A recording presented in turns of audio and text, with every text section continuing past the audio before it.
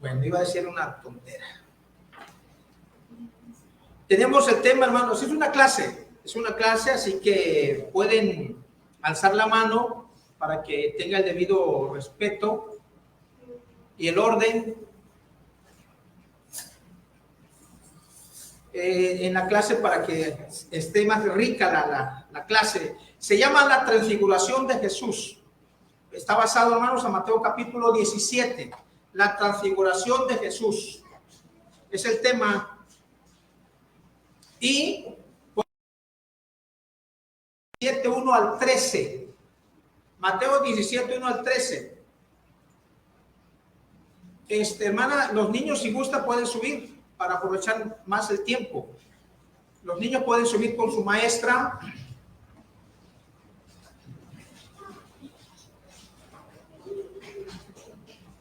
Por favor, suban los niños. Alguien puesto en pie, sea una hermana, sea un hermano, que lea bien fuerte 17, 1 al 13. Fuerte. Mateo 17, 1 al 13. 6 días después, Jesús tomó a Pedro, a Jacobo y a Juan, su hermano, y los llevó aparte a un monte alto. Y se transfiguró delante de ellos y resplandeció su rostro como el sol, y sus vestidos se hicieron blancos como la luz. Y he aquí les aparecieron Moisés y Elías, hablando con él. Entonces Pedro dijo a Jesús: Señor, bueno es para nosotros que estemos aquí. Si quieres, hagamos aquí 3 enramadas, una para ti, otra para Moisés y otra para Elías. Mientras él aún hablaba, una nube de luz los cubrió, y he aquí una voz desde la nube que decía: Este es mi Hijo amado, en quien tengo complacencia, a él oíd. Al oír esto, los discípulos se postraron sobre sus rostros y tuvieron gran temor. Entonces Jesús se acercó y los tocó y dijo: Levantaos y no temáis. Y alzando ellos los ojos, a nadie vieron sino a Jesús solo.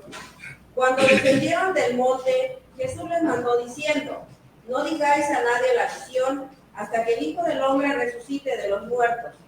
Entonces sus discípulos le preguntaron, diciendo: ¿Por qué pues dicen los escribas que es necesario que Elías venga primero? Respondiendo Jesús les dijo: A la verdad, Elías viene primero y restaurará todas las cosas. Mas os digo que Elías ya vino y no le conocieron, sino que hicieron con él todo lo que quisieron.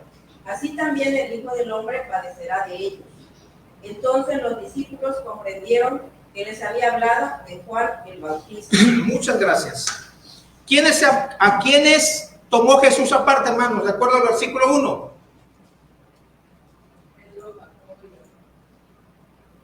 A Pedro, a Jacobo y a Juan.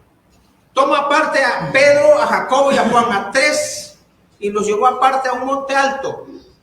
Y dice ahí que hay una transfiguración, es lo que estamos viendo aquí, la transfiguración, esa imagen que está al fondo, ahí, hermanos, está Jesús y están 3 de sus discípulos, Pedro, Juan, 3 de sus discípulos, Pedro, Juan y Jacobo. Y al fondo está, en la imagen, Jesucristo, y se le aparecen 2 personajes importantes. ¿Quiénes son? Moisés y Elías. Moisés y Elías se les aparece. En esa transfiguración, los apóstoles casi no alcanzan a ver, como yo estoy ahorita aquí, hermanos, ahorita en este momento, mire, si yo me jalo para acá, se ilumina mi rostro. Porque el reflejo, el sol está pegando en el cristal de esa camioneta que está afuera, no me deja verles. No me deja verle y siento que el sol me ilumina más el rostro. Bueno, soy visible, no me ven ustedes. Yo me jalo tantito para acá y ya más o menos ya puedo verles un poco. Pero aquí dice la escritura, dice que se transfiguró delante de ellos y resplandeció su rostro como el sol. ¿Puede usted ver el sol así a simple vista? No se puede, hermanos. Daña la vista, daña la vista. Como yo no les puedo ver a ustedes viendo ahorita por el reflejo, entonces, y es solo el cristal que me refleja a mí, me da la luz.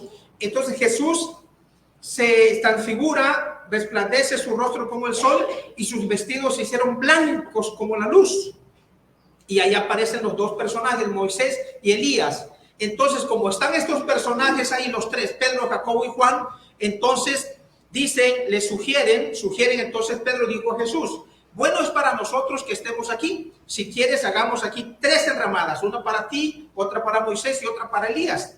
Entonces, mientras él hablaba, una nube de luz los cubrió y aquí una voz desde la nube que decía, este es mi hijo amado en quien tengo complacencia, ahí lo oiré. Estoy en el versículo 5 de Mateo capítulo 17.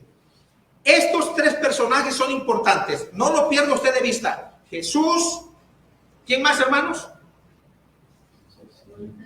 Moisés y Elías. 3 personajes que aparecen en la transfiguración de Jesús. Tiene un profundo significado, hermanos.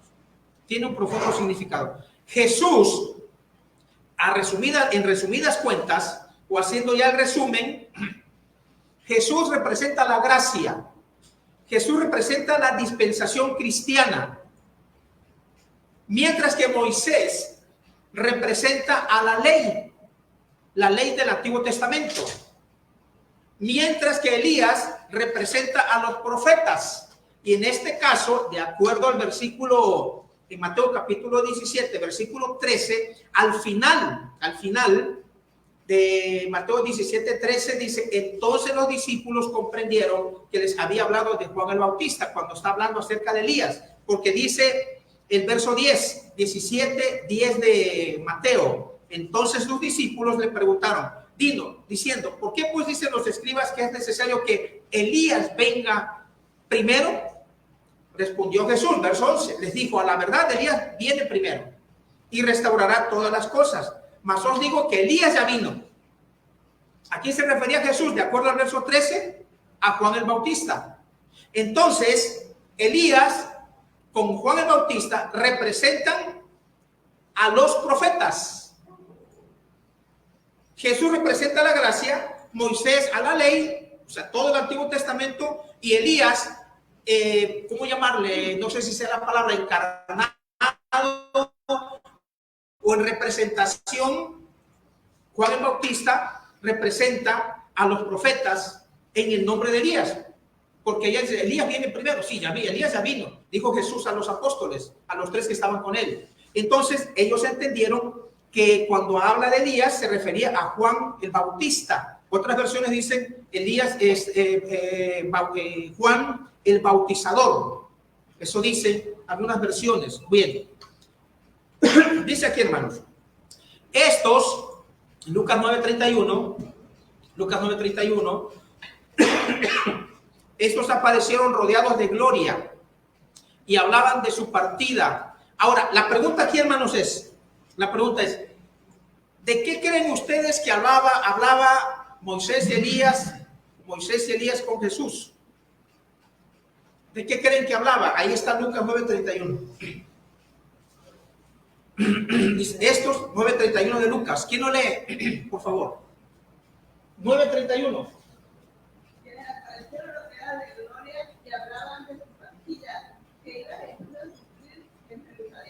Exacto. Entonces, Mateo y Marcos no hablan nada no mencionan nada, no dan ninguna referencia de por qué está ahí Moisés y Elías hablando con Jesús, pero no sabemos si hablaban más de otras cosas, pero lo que sí es específico, Lucas sí nos da esa información. De los 4 evangelios sinópticos que le llaman, de los 4, Mateo, Marcos, Lucas y Juan, Lucas es el que nos da más luz de lo que acontece, de lo que hablaban Moisés y Elías con Jesús. ¿Y qué es lo que estaban hablando con él? Del sufrimiento que tendría Jesús para llegar al Calvario, como dándole ánimo. ¿Se acuerdan ustedes en qué otra ocasión? Ya lo hemos mencionado aquí. ¿Se acuerdan en qué otra ocasión se le aparece un ángel a Jesús? ¿En dónde? ¿Alguien recuerda? Ya lo hemos mencionado aquí. Yo en algunas predicaciones, yo hablé un tema, bueno, ya hace algunos años, de las emociones de Jesús. Entonces yo cité a ese acontecimiento al cual yo me estoy refiriendo también ahorita. ¿Saben cuándo, hermanos, y en dónde? Cuando Jesús está en completa agonía en el huerto de Getsemaní. Ya son minutos para que venga toda la turba de judíos y los sacerdotes vengan a prenderle, a arrestarle. Jesús está en completa agonía, está orando. Y los apóstoles, ¿qué están haciendo? Orando intensamente con él, ¿verdad? ¿Qué hacían?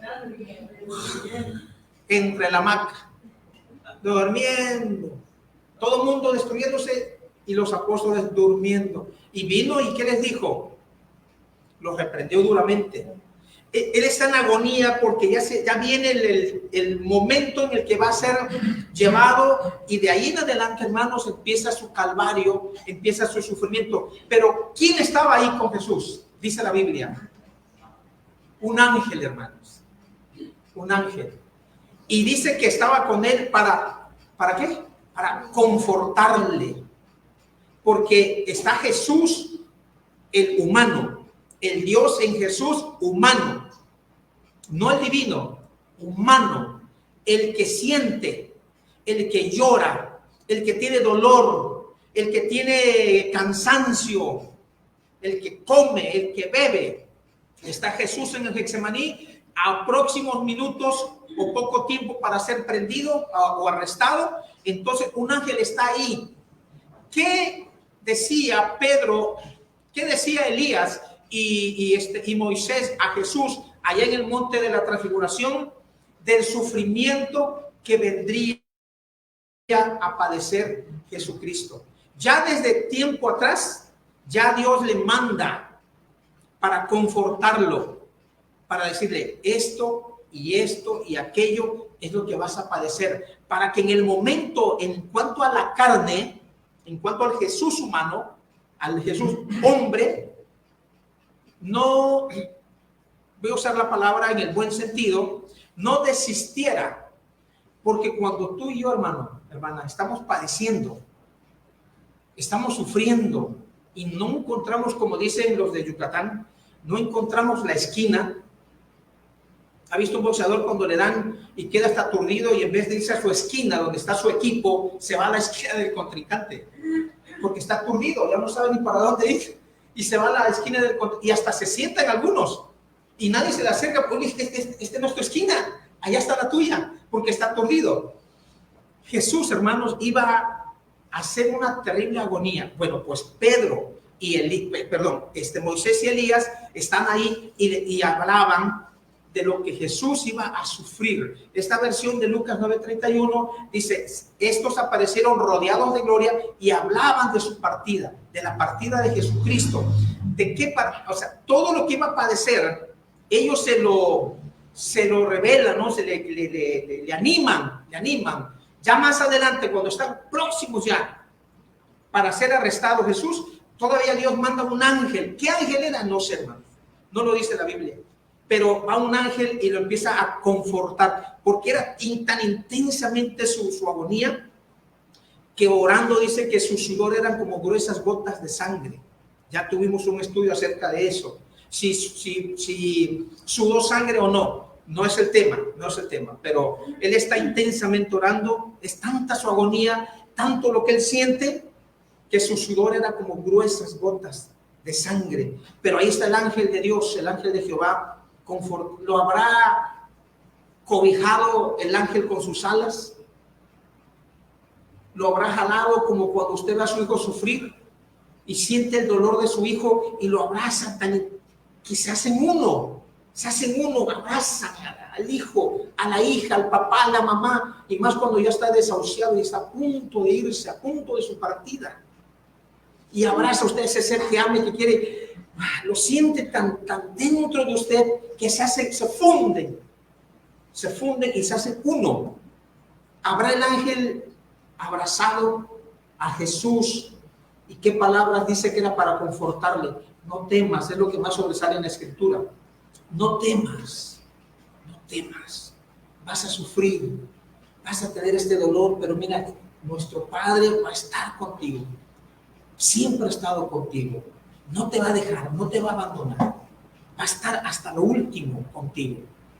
Por eso Jesús, cuando está en la cruz, Padre, Elí, Elí, lama sabactani. Elí, Elí, Dios mío, ¿por qué me has desamparado? porque siente ya, se queda el humano, la carne sola. Entonces es cuando viene la muerte, los dolores de la muerte. Él está solo. Entonces, pero el ángel lo conforta. Moisés y Elías están hablando de su partida. ¿Qué palabra le habrán dicho? No lo sé. Pero dicen que hablaban de su partida, del sufrimiento. Bueno, solamente Lucas menciona esta referencia. Ok, ahora, ¿por qué decimos que Jesús representa la ley en esa transfiguración? Porque Juan 1:17, hermanos, léanlo por favor, Juan 1:17 dice, pues la ley, hermanos, alguien que lo busque, 1:17 de Juan, por favor. 1:17. La ley por medio de Moisés fue dada, pero la gracia y la verdad vinieron por medio de Jesús. Amén, gracias. Pues la ley por medio de Moisés fue dada. Por eso decimos, Moisés en la transfiguración representa a la ley, Moisés. Pero la gracia, el Nuevo Testamento, la era cristiana que está en vigencia hoy día, la gracia y la verdad vinieron por medio de Jesucristo. Jesucristo, decíamos hermanos acá en esta diapositiva, Jesús representa la gracia. Moisés representa la ley. Ahí lo está diciendo Juan 1:17. Juan 1:17, ahí está, miren. Pues la ley por medio de Moisés fue dada, pero la gracia y la verdad vinieron por medio de Jesucristo. Ahora bien, sigamos. El Monte Nebo era uno de los picos más prominentes de la cordillera de Abarim.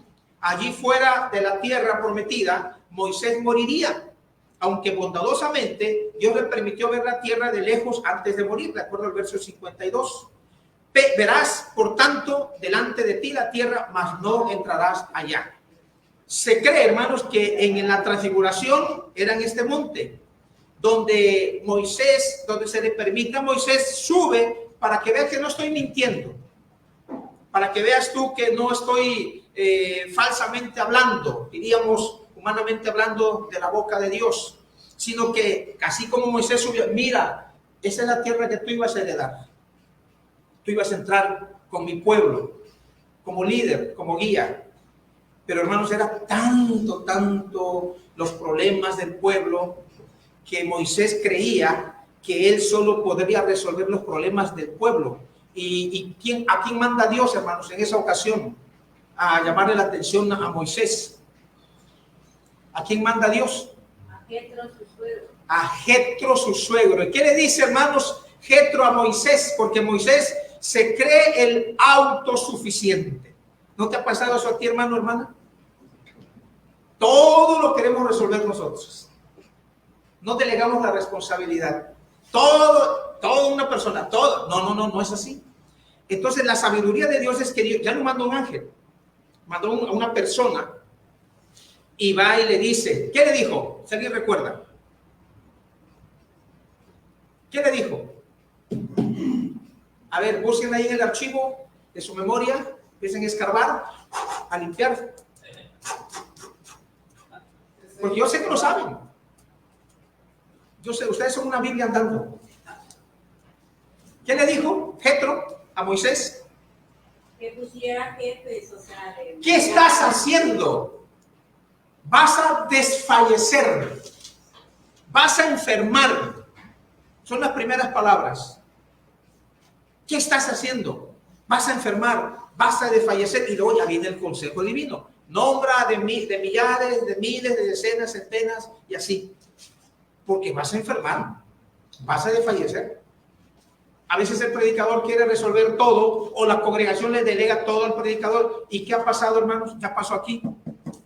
¿Qué pasó con un predicador aquí?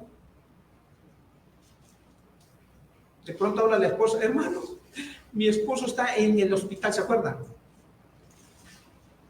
¿Qué le había dado a este hermano? Un pre-infarto. Ok, sí, por salud. No nos cuidamos, hermanos. Y le entramos duro al chicharrón. Y le entramos duro, hermanita, a la coca. Y ni me volteé a ver la hermana. Pero Dios mandó un ángel para decirnos en un mensaje, no tomen ese refresco porque eres el templo del Espíritu de Dios. ¿Qué le estás metiendo? Ya nos dijo, Dios nos mandó un hermano a decirlo. Y lo voy a confesar, hermanos, para que no tengamos problemas con Dios. Hermano Elvis, cuando tú no estás aquí, vayan, pero primero voltean a ver. No está el hermano, órale rápido, la cooperacha, y ahora vayan, tráiganse 3, pero así. 3 chibolonas, dicen en un 3 chibolonas. ¿Ya vieron? ¿Ya vieron? Entonces no te vayas, hermano, cuando vayamos a comer, para que nadie compre ese líquido negro. Entonces a Moisés se le prohíbe no entrar a la tierra y ve, mira mira, entonces cree que ahí fue donde Jesús se transfiguró años después. Ahora ven, ¿quién era Elías? Porque está Elías también ahí en escena. ¿Quién era Elías? Era uno de los profetas mayores. ¿Qué es un profeta? Persona que tiene el don, inspirado por Dios, de predecir hechos que van a suceder. De apellido era Tisbita, de Galaad. Vivió durante el reino dividido, de acuerdo al primer libro de Reyes 17 y segundo de Reyes capítulo 2. Él era Elías. Entonces Elías, vean ustedes Lucas 16:16, por favor. Lucas 16:16. Lucas 16:16. Búsquenlo, por favor, hermanos. Ya vamos al final. Ya vamos a terminar. Lucas 16:16. Por eso estoy hablando rápido para ahorrar tiempo. Lucas 16:16. ¿Quién lo lee, por favor, hermanos? Hermanas. Entonces el reino de Dios es anunciado y todos se esfuerzan por entrar en él. Muy bien. Lucas 16:16. Ahora dice también Mateo 11:13 al 15. Voy a leer esta versión. Mateo 11:13 al 15, porque todos los profetas, fíjense, hermano, todos los profetas y la ley profetizaron hasta Juan. Y si queréis recibirlo, él es aquel Elías. Él es aquel Elías que había de venir. El que tiene oídos para oír, oiga. Mateo 11:13 al 15. Entonces, hermanos, volviendo a la diapositiva, esta que tenemos aquí, ya con base bíblica, tenemos la interpretación. Porque la ley, la gracia y la verdad vinieron por medio de ¿quién? Por medio de Jesucristo. Pero dice que la ley fue dada por medio de Moisés. Entonces Moisés representa la ley, Jesús a la gracia, y aquí el texto que leímos, Elías representa a los profetas. ¿Cómo llamar? No sé si sea la palabra en paralelo o en comparación. Juan el Bautista viene a representar a Elías. Y Elías, de acuerdo a la escritura, era ¿cómo llamarle? Representando a los profetas. Elías, representando a los profetas. Pero los profetas, el último fue hasta, de acuerdo a este versículo que acabamos de leer, de acuerdo a este texto, en Juan 11:13 al 35, dice que porque todos los profetas y la ley profetizaron hasta Juan. ¿Y qué entendieron los discípulos cuando hablaba de Elías? Que se refería a Juan el Bautista. Es que Elías tiene que venir primero. No, si ya vino en la persona de Juan el Bautista. Entonces Juan el Bautista representa Elías, y Juan el Bautista viene a representar a todos los profetas. Y no sé si redundo, pero entonces aquí ya tenemos ya el resumen de la clase, que Jesús representa la gracia, Moisés a la ley y Elías a los profetas. ¿Qué quiere decir esto, hermanos? Que ya no estamos bajo la ley de Moisés. Ya no estamos bajo la ley de Moisés. Todos los mandamientos del Antiguo Testamento, esa ley, el diezmo, el sábado, etcétera, etcétera, fue abolida en la cruz, de acuerdo a Colosenses 2:14 al 16. Entonces, Moisés representa la ley, ya es terminado. Y aquí, hermanos, hay algo importante. Aquí en el versículo, estoy en Mateo 17:5, yo lo leo rápido, Mateo 17:5, dice, mientras él aún hablaba, una nube de luz los cubrió, y aquí una voz desde la nube que decía, este es mi hijo amado en quien tengo complacencia. ¿Qué hay que hacer con Jesús? A él oír. Entonces, y también, hermanos, bueno, hasta ahí, miren, entonces Jesús representa la gracia, Moisés a la ley, Elías y con Juan el Bautista representan a los profetas. Pero dice que los profetas profetizaron y la ley profetizaron hasta Juan el Bautista. O sea, hasta ahí termina. Entonces, quiere decir que toda persona que se, ¿cómo le llaman? Que se, aparte de autonombrarse, que está hay otra palabra por el que quiero decir, quiero referirme a ella, no es pretender, o toda persona, se me fue la palabra, es falso. Porque ya hoy día ya no hay profetas. Yo veo en el Facebook, el profeta tal, no, hermanos, no. En la ley y los profetas, de acuerdo a Mateo 11, 13 al 15, profetizaron la ley y los profetas hasta Juan el Bautista. Por eso en la transfiguración, Dios, ¿perdón? ¿Alguien habló?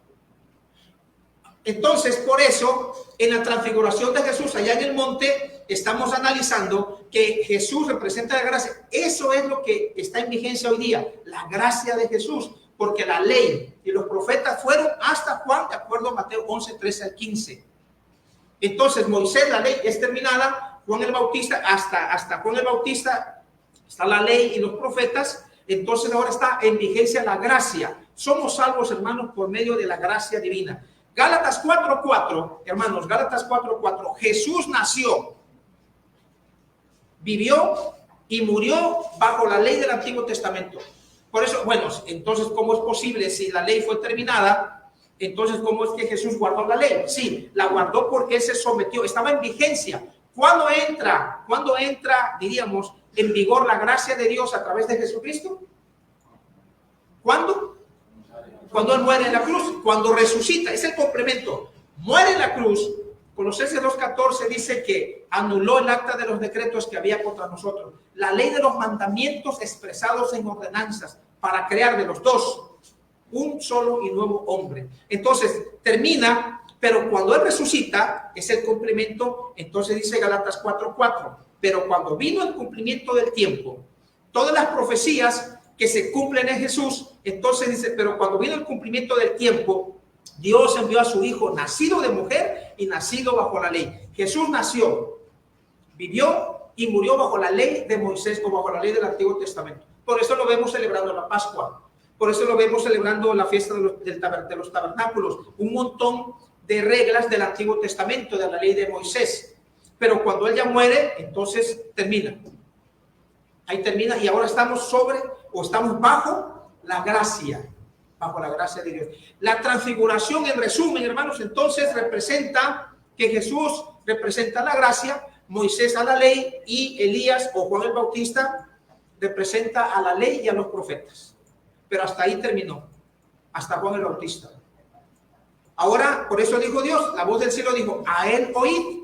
O sea, ahora es amigo. Ya Moisés no, ya no Elías o Juan el Bautista. Juan el Bautista, él mismo dijo, yo no soy digno de desatar la correa de su calzado. Viene alguien detrás de mí. Yo solo voy abriendo brecha en el camino para el que viene atrás, que era Jesús. Eran primos Jesús con Juan el Bautista o Juan el Bautizador. Bien, Mateo 17:5.